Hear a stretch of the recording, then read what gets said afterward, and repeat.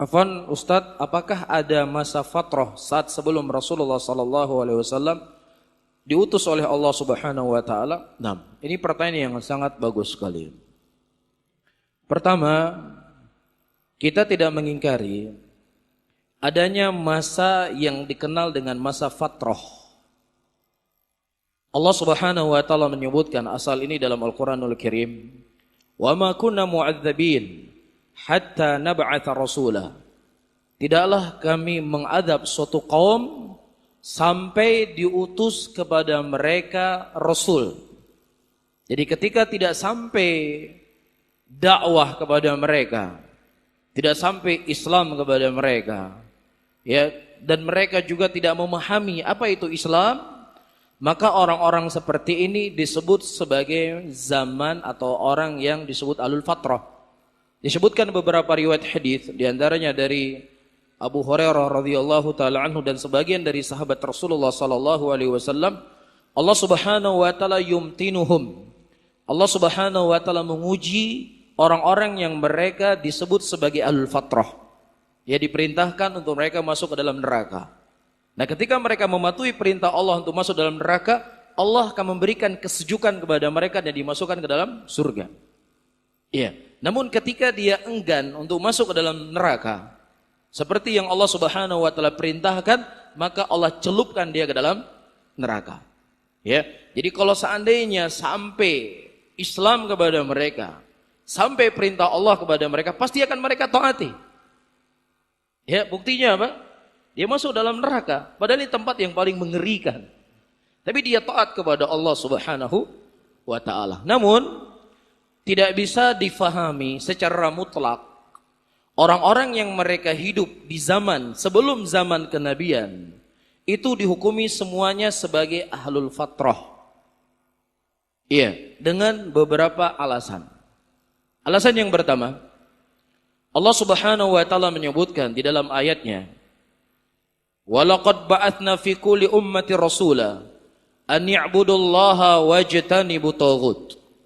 Dan sungguh kami telah mengutus setiap umat seorang rasul, yang rasul tersebut diperintahkan untuk mengajak kaumnya beribadah hanya kepada Allah dan mengkufuri daripada peribadatan kepada selain Allah Subhanahu wa taala. Nah, di antara Nabi Muhammad sallallahu alaihi wasallam dengan Nabi Isa disebutkan dalam beberapa riwayat dari pendapat para ulama, ada yang mengatakan 600 tahun, ada yang mengatakan 500 tahun, ada yang mengatakan 400 tahun. Ya, nah di zaman kosongnya para nabi, antara Nabi Isa dengan Nabi kita Muhammad sallallahu alaihi wasallam, bukanlah dalil menunjukkan bolehnya seseorang berbuat kesyirikan. Bukanlah dalil yang menunjukkan di situ orang tidak mengenal sama sekali apa yang datang dari Nabi Ibrahim alaihissalam. Di antara yang menunjukkan mereka itu mengenal adanya agama Ibrahim alaihissalam, mereka berhaji. Dalam haji mereka bertalbiyah sebagaimana kita muslimin bertalbiyah ketika kita berangkat haji. Tetapi ada tambahan kalimatnya, labbaik Allahumma labbaik, labbaik la syarika laka labbaik, innal hamda wan ni'mata laka wal mulk la syarika lak. Ini talbiyah yang kita ucapkan. Ini talbiyah diajarkan oleh siapa? Oleh Nabi Ibrahim alaihissalam. Iya, dan dijadikan sebagai ajaran dalam agama Islam. Nah, orang-orang musyrikin, ya, yang ada di kota Mekah pada waktu itu, ketika mereka bertalbiyah, mereka berkata, labbaik Allahumma labbaik, labbaik la syarika la illa syarikan lak. Nah, ini tambahannya.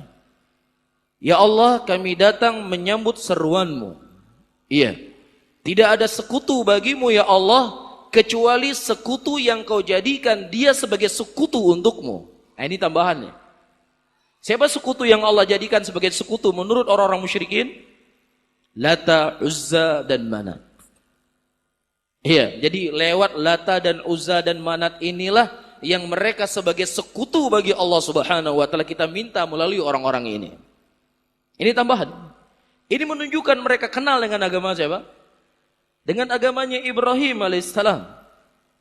Dan juga dalil yang kedua, Allah Subhanahu wa taala berkata dalam ayatnya, ya, Wa idza rakibu fil fulki da'allah mukhlishina lahuddin.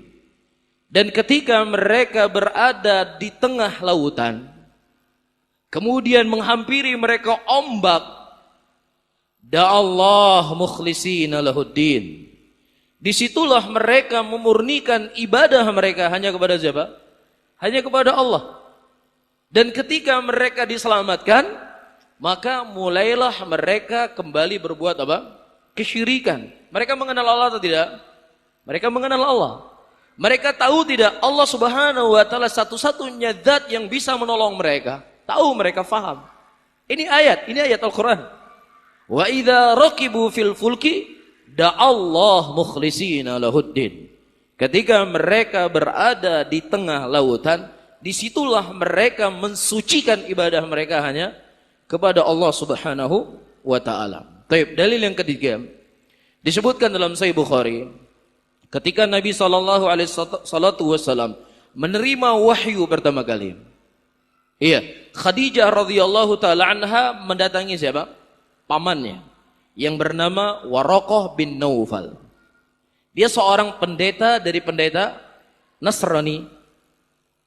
Iya, berarti dia mengenal agama Nasrani. Dia mengenal Nabi Isa alaihissalam. Dia mengenal ketauhidan yang diajarkan oleh Nabi Isa. Kemudian ketika Khadijah radhiyallahu taala anha mengkhabarkan kepada Waraqah bin Naufal apa yang dialami oleh Nabi sallallahu alaihi wasallam, kemudian Waraqah bin Naufal berkata, "Hadhihi namus." Ini namus. Apa itu namus? Jibril alaihissalam. Dan kalau seandainya Nabi ini diutus oleh Allah Subhanahu wa taala, aku akan beriman kepadanya. Berarti apa? Ada dari kesucian kitab Injil yang dipegang oleh beberapa orang pada waktu itu, yang mereka yakin akan datangnya Nabi Muhammad sallallahu alaihi wasallam. Mafhum ya? Menunjukkan apa? Mereka kenal dengan Nabi terdahulu. Dalil selanjutnya disebutkan dalam Kitabus Sahih, seorang pendeta Yahudi yang bernama Abdullah bin Salam. Dia berasal dari penduduk kota Madinah. Iya, dia membaca dari kitab Taurat. Ya, setiap pengkhabaran tentang Rasulullah sallallahu alaihi wasallam dalam kitab Taurat, dia berhenti lama di situ, meresapi, memikirkan, memahaminya.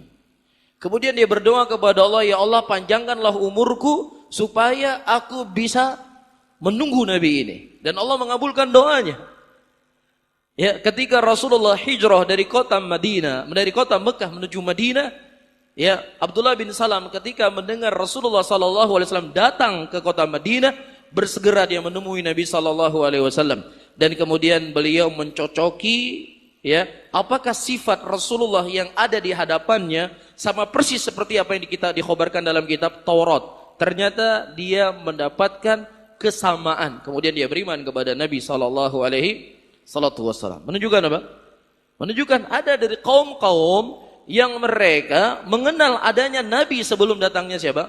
Rasulullah, dan mereka masih berpegang teguh di atas agama tauhid tersebut.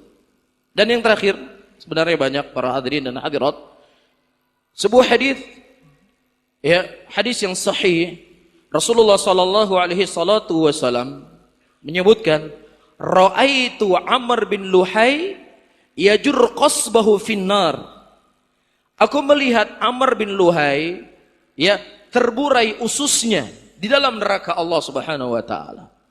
Amr bin Luhai adalah seorang laki-laki yang hidup sebelum diutusnya Rasulullah sallallahu alaihi wasallam, dan dia telah meninggal sebelum diutus Rasulullah sallallahu alaihi wasallam sebagai rasul. Apa perbuatan laki-laki ini? Dia bawa berhala dari keluar kota Mekah. Ya, dia bawa berhala dari luar kota Mekah ke kota Mekah, kemudian dia mengajak manusia menyembah kepada berhala ini. Jelas? Nabi SAW mengatakan apa? Ra'aitu Amr bin Luhai yajir qasbahu finnar. Aku melihat Amr bin Luhai terburai ususnya dalam nerakanya Allah. Nah, kalau seandainya sebelum datang Nabi SAW, orang itu dimutlakan secara mutlak, mereka itu adalah zaman fatrah, dihalalkan atau dibolehkan atau diberikan udzur dikarenakan kesyirikannya, tentunya tidak datang hadis dari Nabi SAW yang Rasulullah mengkhabarkan siapa? Amr bin Luhai berada dalam neraka. Kenapa dia diadab dalam neraka? Dikarenakan perbuatan kesyirikannya. Kapan dia berbuat syirik? Sebelum diutus Rasulullah SAW. Apakah itu disebut sebagai zaman fatrah? Kemudian boleh seseorang melakukan apa saja? Nggak bisa. Ya, jadi antara satu dalil dengan dalil yang lainnya harus saling dikompromi. Bisa difahami ya? Jadi kita tidak berbicara opini. Ya, kita berbicara sesuatu itu dengan dalil dari Nabi kita Muhammad SAW. Ini pegangan kita. Jelas ya? Pegangan kita adalah sesuatu yang jelas dan gamblang, apa yang datang dari Al-Qur'an dan apa yang datang dari Nabi kita Muhammad SAW.